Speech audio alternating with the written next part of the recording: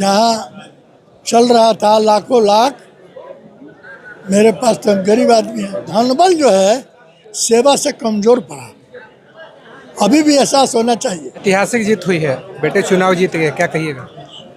बेटा नहीं जीता है, बेटा को जीतने की कहाँ सवाल आती है।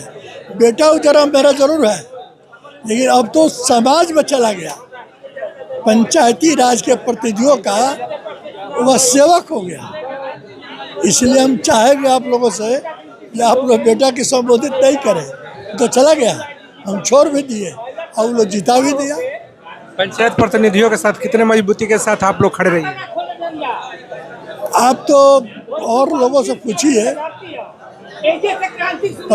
भोजपुर जिला में और बक्सर जिला में त्रिस्तरीय जनप्रतिनिधि के लिए मैंने उनका भत्ता बनवाए और बढ़ाए। उनके सम्मान के लिए 2500 ब्लॉक में मैंने भवन बनाया, जिस पर लिखा हुआ है त्रिस्तरीय जनप्रतिनिधि भवन। उसमें मैंने कुर्सी दिया, टेबल दिया, और उनके मान सम्मान में जो भी बात होता है अभी आज भी हम करते रहते हैं। हम पूर्व जरूर हैं, लेकिन सेवा से हम हटते नहीं। विधानसभा चुनाव में हार हुई थी, पूरे भोजपुर जिला की बात करिए, फिर बक्सर जिला में एक सीट जीत पाए थे। कितना टॉप था इस चुनाव को लेकर, क्योंकि लगातार कहा जा रहा था कि 10 विधायक अभी हमारे पास। देखिए, टॉप तो नहीं था, ये परीक्षा था कि कौन भगेरू है और कौन रहने वाला। जो लोग हार गए वो लोग तो 10 साल से हैं। लेकिन एक भी बता दें कि जनप्रतिनिधियों के लिए आपने एक भी कोई काम किया हो, और मुंह से नहीं। हम जो आपको बोले हैं आपको रिकॉर्ड देंगे, सुबह में फाइल में रखा हुआ है। उनका मानदेय, उनका भवन जो बनाए हैं वो रिकॉर्ड में ले लीजिए हमसे। लेकिन उनसे पूछे, रिकॉर्ड मांगिए, ये उसकी थी। ये लोग हार चुके थे कि जनप्रतिनिधि भवन के लोग जो हैं, जनप्रतिनिधि लोग 13 जगह, ये लोग हार चुके हैं कि भाई कौन ऐसा आदमी मिलेगा जो मेरा सेवा करे। अब रहा सोनू जी के बाद, तो सोनू जी आए हैं तो इनके पेंशन के लिए लड़ेंगे, इनके मान सम्मान के लिए लड़ेंगे, इनके मेडिकल एजुकेशन के लिए लड़ेंगे, एजुकेशन के लिए लड़ेंगे, उनके मदद पर बढ़ाएंगे। इसलिए ये लोग इतना विश्वास करके दे दिया। ये बहुत टफ चुनाव था, जहाँ चल रहा था लाखों लाख, मेरे पास तो गरीब आदमी है। धनबल का था, धनबल का प्रयोग हुआ था इस चुनाव में। हाँ, एक तरफ से हुआ था।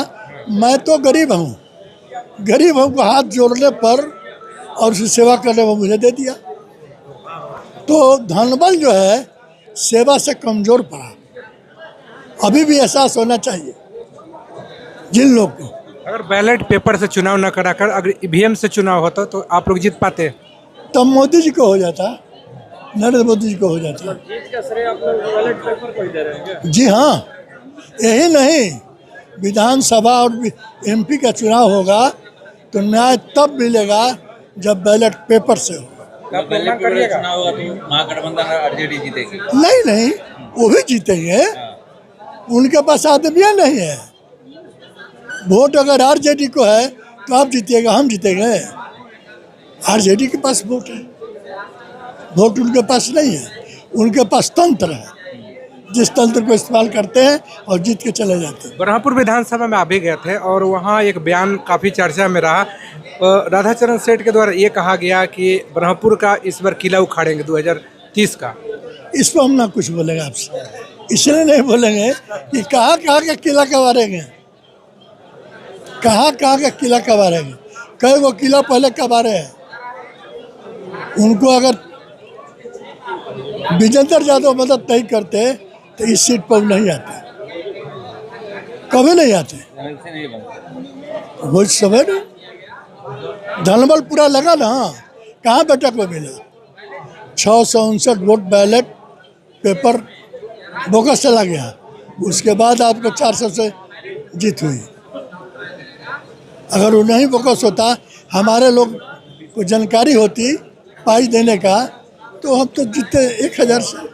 चुनाव पे देखा जाए तो पूरे बिहार की नज़र जो है वो टिकी हुई थी, इस पर क्या कहिए?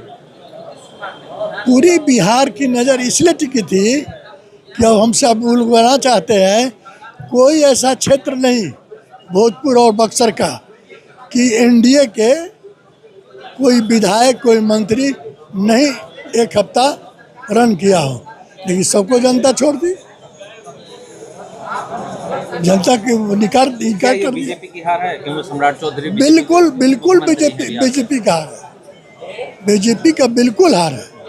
इसमें भी कहा जा रहा है कि मुख्यमंत्री कुर्सी छोड़े, उसकी वजह से हार हो गई। नहीं नहीं नहीं, ये हम कहाँ से बात ले रहे हैं? मुख्यमंत्री अरे उनका बेटा भी है ये ना स्वास्थ्य मंत्री हैं, सम्राट चौधरी है ये ना मोदी रहते तो हार होती, कि नीतीश कुमार भी मुख्यमंत्री रहते तो हार होती। नहीं नहीं, ये कौन कहता है?